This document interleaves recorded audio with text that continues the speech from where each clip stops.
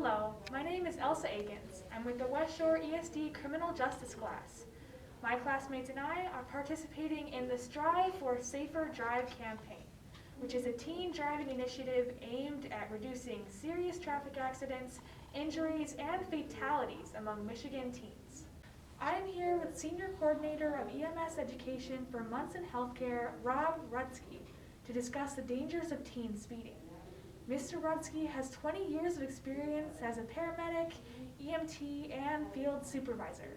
He has extensive experience in emergency medical response as a provider and instructor. Thank you, Mr. Rudzki, for being here with us today. What types of injuries do you see when responding to traffic accidents? Most common injury is a soft tissue injury, things like bruises, cuts, scrapes, abrasions. Depending on the significance of the accident, we also see broken bones, dislocated joints, and on rare occasions, internal injuries we wouldn't see but we can detect, such as internal bleeding and neck, spine, brain injuries. How can speed affect the severity of injury sustained in an accident? Direct correlation, the higher the speed tends to have more significant injury. However, depending on some other factors that we'll address later, low speed impacts could also cause significant injury. How would speeding affect the occupant of a vehicle during an accident when they are properly secured by a seatbelt versus not properly secured? Occupants properly secured with the seatbelt have less severe injuries due to less impact. When they are not properly secured or not wearing their seatbelt, their body or parts of their body will impact the vehicle, possibly exit the vehicle and become injured or removed. Or if they are not using the restraints correctly, it can cause internal injury. How could the size of a person affect the injury sustained in an accident? The size of the person would affect the injury sustained due to the proper use of the seatbelt. If they're a bit large or a bit small, that the seatbelt is not being placed where it's designed to being placed, it won't properly secure the person, causing more severe injury.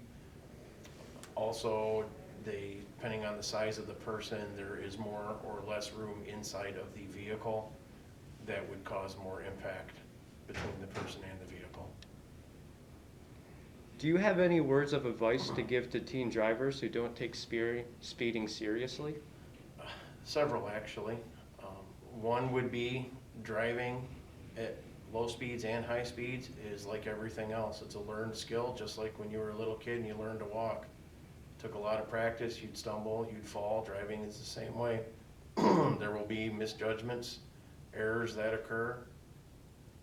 As you drive faster, speed increases, you have less time to react to those. And also, any type of negative result due to speeding does not affect just you. It affects your family, the community, and other families. Be aware of that. And the other words of advice that a lot of people, teenagers included, don't think of: keep your car clean. When there is an accident, everything not secured in that vehicle becomes a projectile that can cause significant injury. The higher the speeds, the greater the risk of serious injuries and/or death. Speeding not only affects you, but those around you. Physical injuries can be life-altering, especially for teen drivers. Driving the speed limit is an easy way to make everyone's commute safer. Be responsible when driving, and remember, before you proceed, watch your speed.